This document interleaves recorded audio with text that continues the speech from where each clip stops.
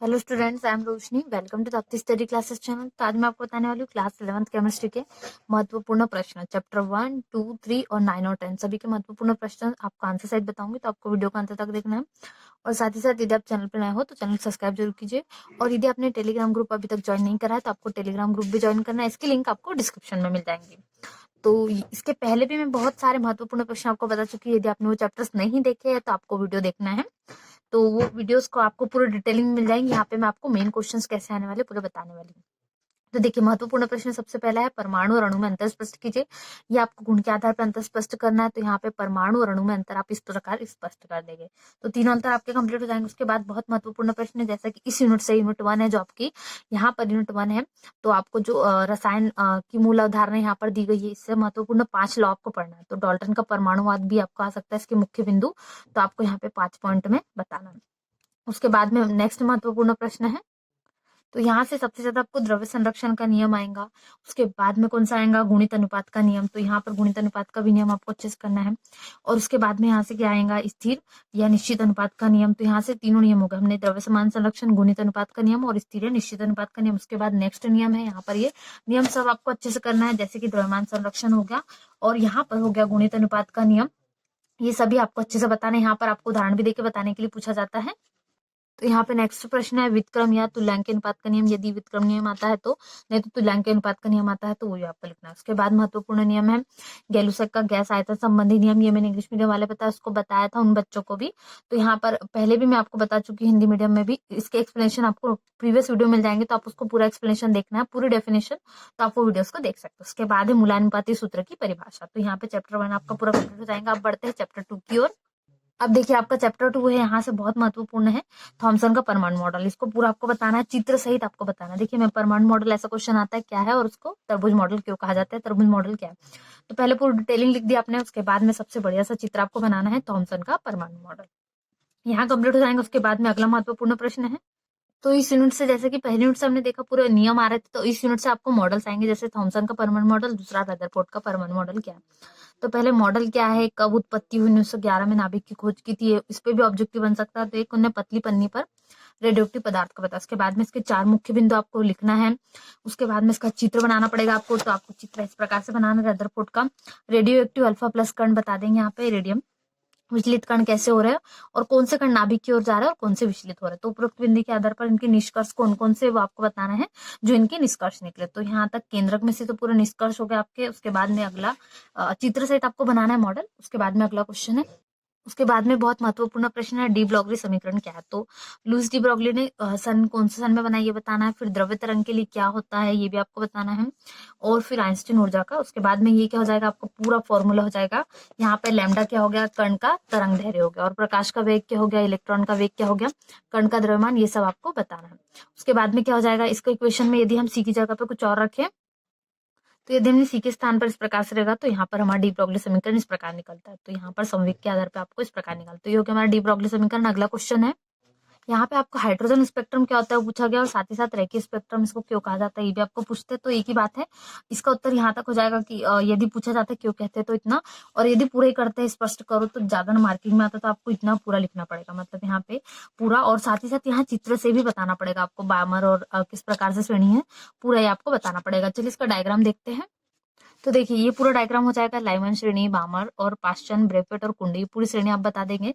तो आपका क्या हो जाएगा, हाइड्रोजन स्पेक्ट्रम इस प्रकार से क्लियर हो जाएगा। उसके बाद में अगला प्रश्न है, इसी की क्वेश्चन में आपको बताना है, जैसे कि श्रेणियों की इलेक्ट्रॉनिक संरचना, ये चार्ट आप बता देंगे तो पूरा कंप्लीट क्वेश्चन हो जाएगा, नंबर भी आपको पूरे मिल जाएंगे। तो यहाँ तक हो गए हमारे 4 क्वेश्चन। अब बढ़ते हैं 5वें, जो कि किस पर बेस्ड है, क्वांटम संख्या पर है ये आधारित। इस पे क्वेश्चन आता है कितने प्रकार की होंगी, तो पूरे प्रकार बता देंगे। जैसे कि पहली क्वांटम संख्या मुख्य हो गई, फिर उसके बाद में द्विगंशी क्वांटम संख्या हो गई। इसमें हर प्रत्येक के लिए एन के मान आपको बताना है, कौन कौन से उपकोष है पूरा आपको डिफाइन करना। उसके बाद में जो अगली क्वांटम संख्या तीसरे नंबर की, वो इस प्रकार से हो जाएगी चुंबकीय क्वांटम संख्या, यानी कि मैग्नेटिक क्वांटम नंबर्स। तो मैग्नेटिक क्वांटम नंबर को आप इस प्रकार से दर्शा देंगे। फिर उसके बाद में इनके ऑर्बिटल को बता देंगे। तो एसपीडीएफ क्या हो जाएगी, ऑर्बिटल, और एल और एम के मान क्या क्या होंगे ये भी आपको बताना।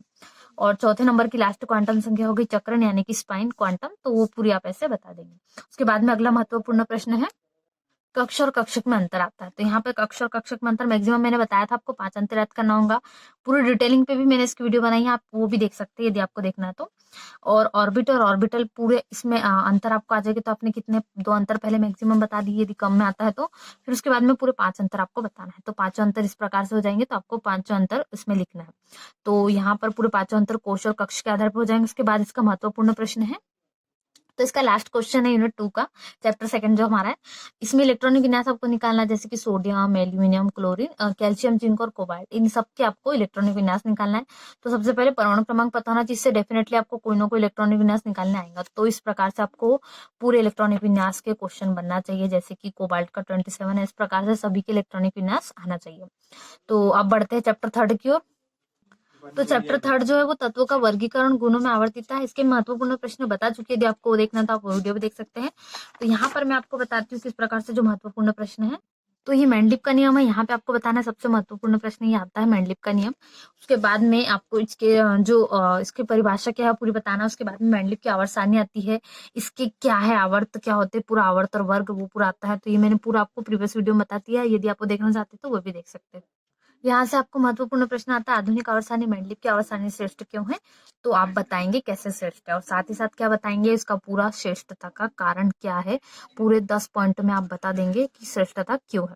ये इस पॉइंट से आप क्या बता देंगे कि श्रेष्ठ है इस प्रकार से। तो ये हो गया आपकी श्रेष्ठता का कारण। उसके बाद में तो अब नेक्स्ट क्वेश्चन में आपको क्या आता है, इलेक्ट्रॉनिक विन्यास के आधार पर तत्वों का वर्गीकरण सबसे ज्यादा बार पूछा जाता है, जैसे कि एस समूह के तत्व, पी, एसपीडीएफ, तीनों के आपको याद करना है। एफ ब्लॉक को उतना ज्यादा बार पूछा नहीं है, पर एसपीडीएफ तो एस समूह के तत्व की विशेषता हो जाएगी।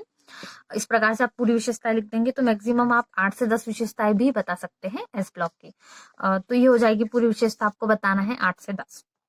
तो यदि आप चैनल पर नए हो तो प्लीज चैनल को सब्सक्राइब जरूर कीजिए, कि आपको सभी महत्वपूर्ण प्रश्न के उत्तर साथ ही साथ पूरे एक्सप्लेनेशन यहाँ पे मिलने वाला है चैनल पे, इसलिए चैनल को सब्सक्राइब जरूर करें। उसके बाद पी ब्लॉक के तत्वों की विशेषता हो जाएगी। यहाँ पे पी ब्लॉक के तत्व किसे कहते हैं पूरी बता देंगे। उसके बाद में आप मैक्सिमम जितनी विशेषता बताना चाहते हो, जितने आपको अच्छे से परफेक्ट याद है उतनी विशेषता आप बता सकते हैं। तो पूरी विशेषता हो जाएगी यहाँ से। तो पूरे हेलोजन परिवार, कार्बन परिवार, ये इस प्रकार से बता देंगे। और सहसंयोजक यौगिक कैसे बनाते हैं वो भी आपको बनाना है। तो ऋणायन संकुल जैसे फास्फेट वगैरह ये भी बता सकते हैं। उसके बाद में डी ब्लॉक की महत्वपूर्ण है, तो डी ब्लॉक की भी आपको विशेषता याद रखना है। पहले सबसे पहले डी ब्लॉक पता होना चाहिए किससे कहते हैं। तो जो विभेदी होते हैं इलेक्ट्रॉन, उनको डी ब्लॉक के तत्व क्यों कहता है, और संक्रमण तत्व भी कहा जाता है। ये पूरे आपको विशेषता इनमें सब में लिखना है, कि डी संक्रमण तत्व, डी ब्लॉक के तत्व क्यों कहा जाता है, कैसे क्या कहते हैं, रंगीन आयन कैसे लवण बनाते हैं, संकुल यौगिक, ये सभी आपको डी ब्लॉक में आना चाहिए। तो मैक्सिमम 10 से 12 विशेषता बता सकते हैं। उसके बाद में अगला महत्वपूर्ण प्रश्न है, देखिए परमाणु त्रिज्या से भी एक बहुत महत्वपूर्ण प्रश्न आता है। तो परमाणु त्रिज्या आपको परिभाषा इसकी पूरी तैयार करना है, और इसके प्रकार यदि आते हैं तो जैसे कि सहसंयोजक त्रिज्या क्या होती है ये आता है, तो आपको इतना लिखना है। फिर इसका सेंटीमीटर और मीटर में कैसे एंगस्ट्रॉम में आप निकालेंगे।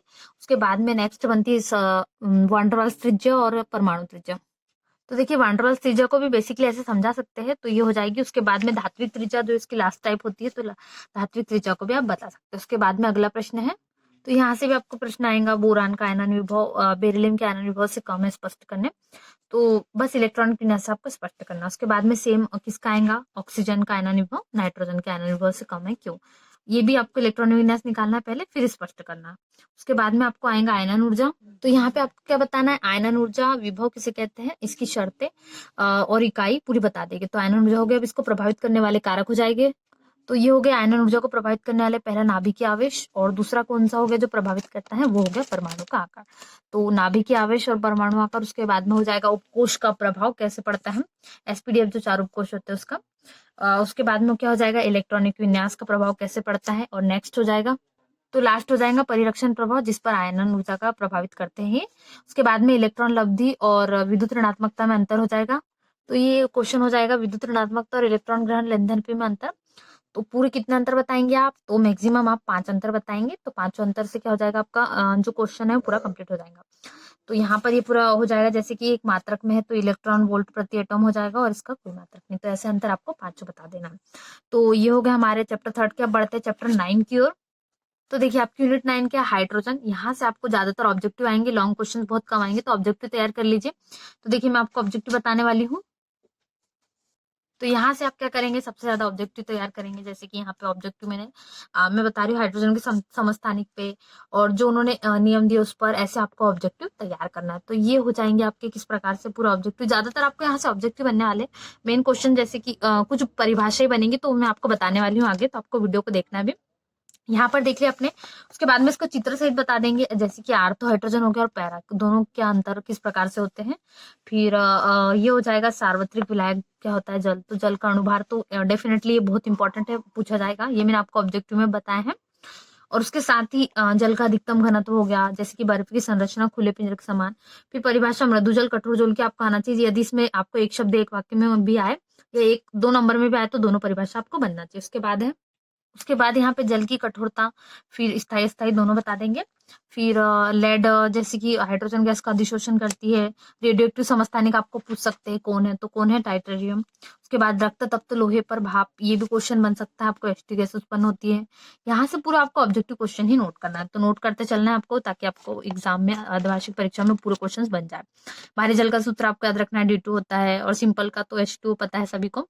और किसने की यहाँ पर ये भी पता होना चाहिए आपको, तो पूरा आपको पॉइंट हो जाएगा। उसके बाद में पूरे महत्वपूर्ण है, यहाँ से ज्यादातर मैंने जैसा बताया ऑब्जेक्टिव सबसे ज्यादा तैयार करना है, तो इतने पूरा ऑब्जेक्टिव यदि आपने तैयार कर लिया तो सब बन जाएगा आपसे।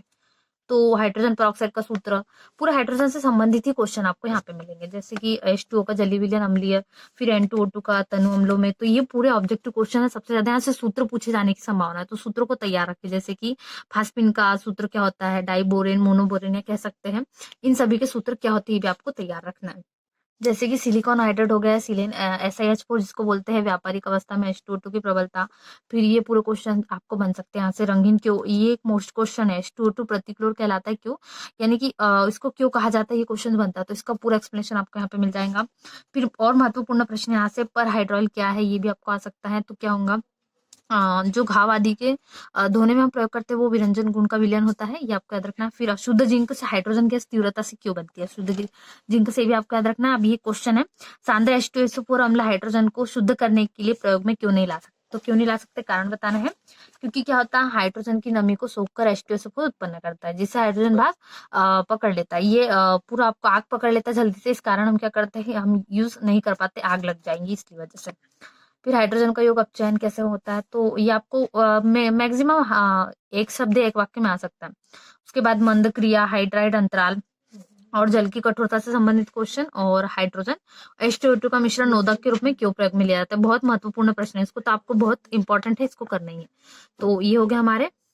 उसके बाद में आपको जल की कठोरता संबंधित तो आएंगे, चालकता और आसुत जल क्या है इससे भी संबंधित क्वेश्चन बन सकते हैं। तो पूरा हमारा 9 चैप्टर कंप्लीट हो जाता है। अब बढ़ते हैं 10, जो हमारा चैप्टर लास्ट वाला 10 चैप्टर, उसको देखते हैं। तो जो 10 चैप्टर है वो एस ब्लॉक के तत्व, इसके भी मैं बता चुकी हूँ आपको। यदि प्रीवियस वीडियो में ज्यादा एक्सप्लेनेशन चाहिए तो आप वो वीडियो देख सकते हैं, और साथ में पूरी यदि एक्सप्लेनेशन आपको चाहिए तो ये वीडियो आपके लिए बहुत हेल्पफुल हो सकता है। तो देखिए, प्रथम समूह के जो तत्व है, यानी कि इलेक्ट्रॉनिक विन्यास मैंने बताया था, तो बहुत महत्वपूर्ण है, पूरे इलेक्ट्रॉनिक विन्यास आपको यहाँ से बनते हैं, तो क्वेश्चन में आ सकता है।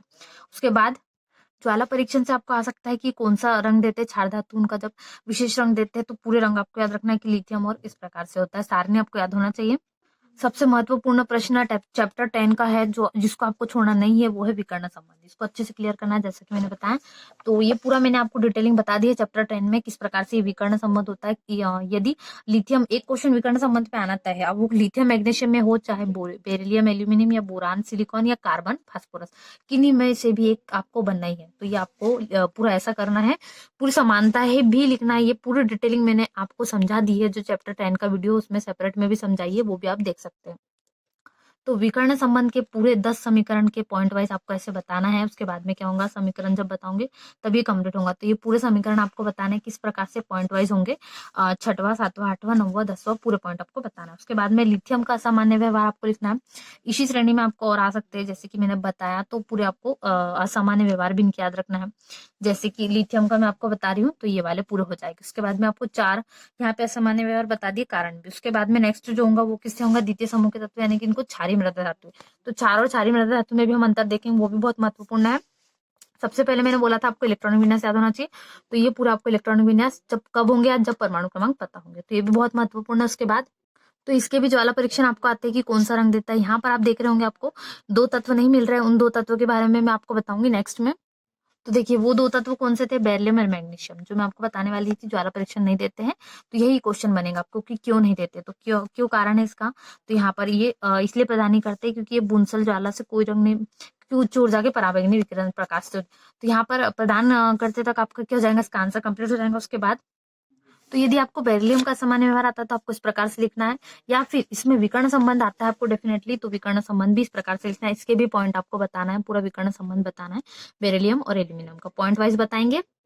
तो बेरिलियम और एल्यूमिनियम इस प्रकार से बता देंगे पूरे पॉइंट। इसमें भी कितने पॉइंट बताना है आपको? मैक्सिमम 10 पॉइंट बताना, तो पूरे 10 पॉइंट हो जाएंगे, तो यहाँ पे पूरे 10 पॉइंट बता देना। उसके बाद अंतर आएगा, तो क्षार धातु और क्षारीय मृदा धातु में अंतर हो जाएगा, पूरे पॉइंट में बताना है। इस प्रकार से आप कितने अंतर बता दोगे? कुल 8 अंतर बता दोगे, तो ये 8 अंतर आपके क्या हो जाएंगे? कंप्लीट हो जाएंगे। उसके बाद में एक महत्वपूर्ण प्रश्न पूछा जाता है, सोडियम को मिट्टी के तेल में क्यों रखा जाता है, तो उसका भी एक्सप्लेनेशन आपको देना है, क्योंकि किस प्रकार से सोडियम धातु का, तो ये पूरा कारण आप बिना इक्वेशन के स्पष्ट नहीं कर सकते, तो इसमें स्पष्ट करना पड़ेगा कि सोडियम को मिट्टी के तेल में रखा जाता है क्यों। तो ये इक्वेशन से यदि आपको कारण बताइए आता है तो पूरे महत्वपूर्ण प्रश्न आपके कंप्लीट हो सकते हैं। तो यहाँ पर मैंने आपको सारे महत्वपूर्ण बताए प्रश्न केमिस्ट्री के अर्धवार्षिक परीक्षा की दृष्टि से, चैप्टर 1, 2, 3, 9 और 10 सभी महत्वपूर्ण प्रश्न मैंने आपको बता दिए, वो भी आंसर साइज। तो वीडियो को लाइक करना बिल्कुल भी ना भूले, और यदि आप चैनल पर नए हो तो प्लीज चैनल को सब्सक्राइब जरूर कीजिए, साथ ही साथ अपने फ्रेंड्सों के साथ भी शेयर कीजिए। तो चलिए मिलते हैं नेक्स्ट वीडियो में, तब तक आपको टेलीग्राम ग्रुप को भी ज्वाइन करना है और वीडियोस को शेयर भी करना है। Thanks for watching.